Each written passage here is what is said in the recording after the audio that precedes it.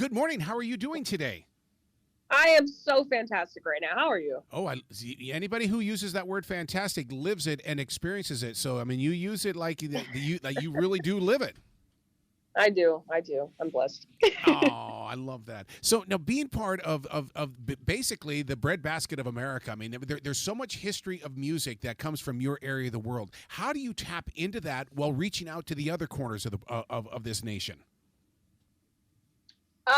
So well, could you go in a little bit more deep into that question, like music, like genre wise, with different types of Well, uh nowadays it's everything. I mean, because I mean creativity nowadays involves. I mean, it can be anything from music to writing to acting to bringing yourself forward and stuff like that. Because I mean, once again, being from the breadbasket of the world, I mean, there's so much history from where you are and in that area of the world that it's like now how do we plant it in Seattle? How do we plant it in New York and in the South here in the Carolinas and stuff like that? oh, okay, I see. So mainly I think that really planting it is just creating music that everybody can love, obviously. It's like you have to make something that everybody can kind of relate to. Maybe if it's around love or I don't know, just heartbreak or something like that. I feel like the world really revolves around that type of music that really connects people, to keep them pushing forward. Well, your connection to jazz, wouldn't that be one of the very first steps? Is the fact that I mean, because people everywhere, people love that sound, that connection to travel and stuff like that mentally. Um, I see. Yes. Jazz, honestly, is for the very soulful people, and it is an honor to be a part of that group because I think honestly, my uncle had a lot to do with this, just like by infusing it into my life. He owns a jazz lounge and he plays it all the time, and I feel like people come from all over just to hear different jazz bands play, and he introduced me to that. And so when I started singing, I realized that jazz is one of the most amazing genres because it can bring so many soulful people together in one room to just have an amazing time. Well, you're absolutely right about that because I mean, modern day jazz, especially because the one of the things that I love about today's music is that jazz is the modern day funk. It's the modern day emotion. It's the modern. I mean, jazz carries every genre forward. Absolutely. It does. It does. And I was very excited when I was able to put a spin on Patsy Cline's Crazy and infuse some jazz into that and make it more soulful, And I feel like a lot of people realize that. And that's an example, people realize that, jazz can really be in anything because it just fits so well. Do you know how many people you probably introduced Patsy Cline to? I mean, for people to sit there and go, "Oh my God, you mean she was there?" Yes, and you brought her forward to this modern day. I am so happy that I could do that for people because her voice is absolutely incredible in her songs. People need to hear them, and I'm happy that I could reintroduce that to the younger generation like myself. Well, and she was that performer that I remember sitting down and talking with Loretta Lynn, and Loretta said that the reason why she went from radio station to radio station is because Patsy did it. Patsy did it, and so I mean she inspired generations of future musicians. Go make the connection with radio people because that they will help carry your story forward. Yeah, I would love that. She's an inspiration, honestly. She's amazing. So when it comes to jazz, it's so technical, but it's so simple. How do you find your place inside that little kind of not? It's not a separation; it's a connection, but it's the corner of walk and don't walk. I see. Yes. In jazz, I feel like and personally, I feel like it's important to not do too much, but just let your body tell you what to do and try not to think too hard about it. Because I promise you, if you sing a jazz song and you just let all the music come out of your mind and, let your own vibrato take its like control whenever it wants to, just don't think about it so hard. Just let your soul really feel the music. That's how a true jazz song is formed. It's just letting your body feel the music and allowing whatever to come out. So when you're creating music, when you're allowing your mind, body, and soul to bring that music forward, a lot of listeners and viewers don't understand the amazing amount of time that's required in order to bring it forward. When you're performing on The Voice, how do you know when too much is too much? You know what I mean by that? Because you can over practice. Ah, I see. I see. Yes. Sometimes we like to be a little too picky with certain things. We try to make it too much, or we think that it's not enough, but really it's always better to have, what is the saying? It's a very popular saying. A little is a lot. Mm-hmm. So I think it's something like that. Yeah, a little is a lot. And I feel like it's good to just keep it nonchalant, don't do too much.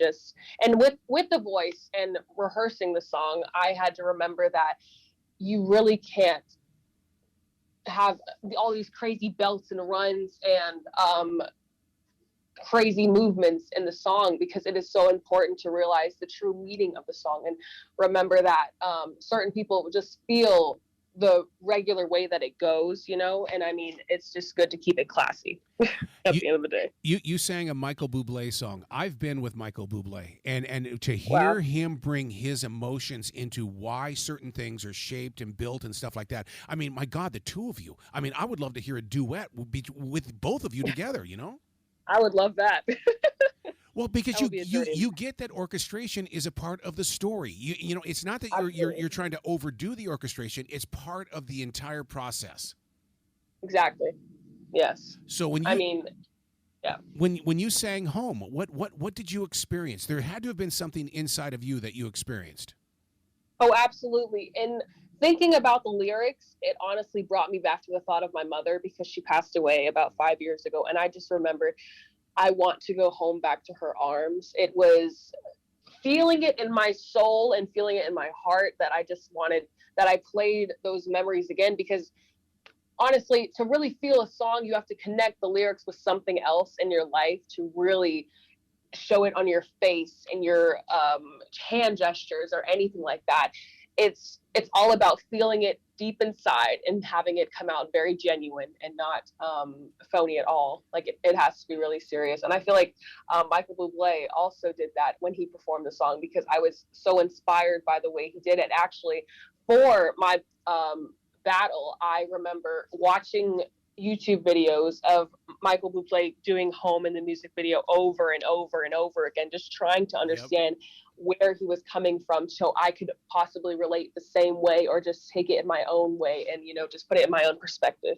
You talk about, getting the body involved and stuff like that, and you gave me the vision of when I'm sitting down with future broadcasters, they don't use their hands. And I said, you've got to use your hands. It's part of the expression. It brings it out. Absolutely. It moves it forward and stuff like that. Body language is everything. Absolutely. It is. And honestly, I remember just feeling, since my battle was a little bit short and you couldn't really see it, but I had to use hand gestures. My uncle was like, Daysia, when you use your hand gestures when you're singing, it shows so much more emotion. If you thrust your hands forward on a certain note, that will come out of your mouth.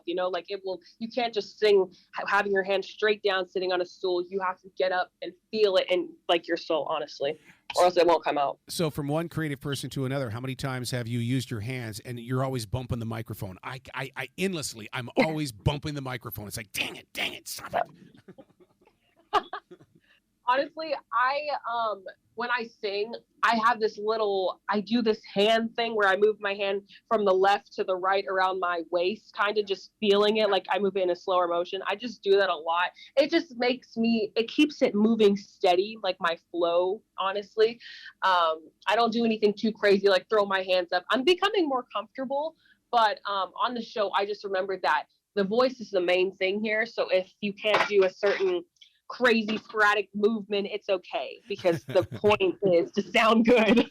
Well, somebody else who can't stand still, and that's Gwen Stefani, because I've seen her in concert, and my God, she is over that phenomenal stage. Yes.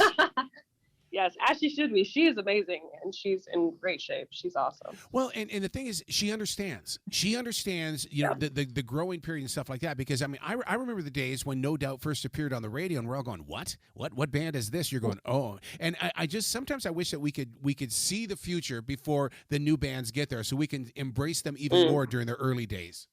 Exactly, and appreciate it for what it is at the time. I get that. Exactly. So now, have you thought about that period? Because once school becomes a part of your history, what's in it for you, Daysia?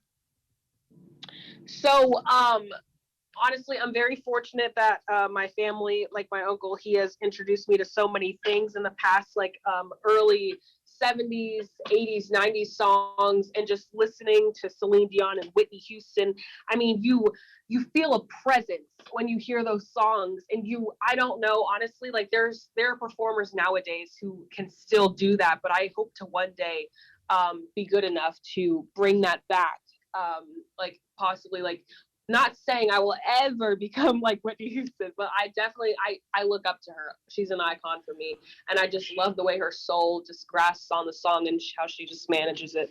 Oh my God! I remember. First of all, Celine Dion was the opening act for Michael Bolton, so I remember those days. And when Wow. and when Whitney Houston first burst onto the music scene, it was like, who's that new girl? I mean, she kind of sounds like Mariah Carey, but there's not going to be a competition, right? And all of a sudden, there was a competition between those two. That was such a Yeah. time in history, and you're so right. Where is it today, and why is it not happening? Yeah. Honestly, I feel like we don't get music like we did back in the day, honestly. I don't know if it's because people are too scared to touch it, or if maybe we just don't have I honestly, I hope to one day be that type of artist that can say that people will say, oh my gosh, like she brought it back. Yep. And she kept it going, like with the Patsy Cline song. I wanted to bring it back in today's world so people could hear that again, because a lot of people hadn't heard that song before. They didn't even know what it was. So I want to do that with so many other songs, maybe put my spin on it or create my own song. I want to start writing, but I definitely want to bring songs like that back. Well, we need a Sade. We need an Anita Baker. Why can't we? Oh, I just, love why, Sade. Oh my God! Why can't we have? I mean, look at one name, Daysia. Oh my God! I listen to her all the time. Come on, you are so in the right place at the right time. Yeah, thank you. I'm so fortunate, honestly. I want to use what I have to really express what used to be and what is going to be now. To be in the present Yeah. place of now with creativity. I mean, there's so much going on in the world that gets in your way, and I've talked about this so much on my channels and stuff like that on iHeart. And that is that do we ever get to be what we want to be, or are we everybody else's dream? How does Dacia stay in control of her dream? So I stay in control of my dream by remembering who I am as a person and not letting others influence me in a negative way, or not allowing others to persuade me in a direction that I don't see fit. It's honestly just staying true to exactly what I believe is right. And I have a lot of support behind me, and just staying humble and realizing that I didn't get here brought up by myself, and I owe it to everybody to really put myself forward and continue, and not to have a bad path down. Inside my notes and stuff like that, and I've got to ask this question only because when I prepared for this conversation, I must have picked something up. When you look in the mirror, who do you see? When I look in the mirror, I see somebody who has come from a very traumatic past, that overcame something extremely hard at a young age. And I see someone who never gave up on herself, even when she just didn't believe in anything other than just negative things. And honestly, like I'm so proud of the person that I've become, because I never thought in a million years that would be me on the voice stage. I mean, it's like, when you have the right people behind you, and when you have the right confidence, you can do anything you want. There's nothing stopping you.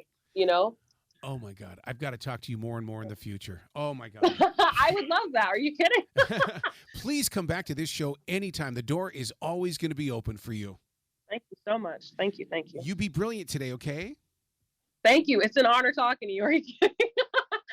Freaking out. Thank you so much.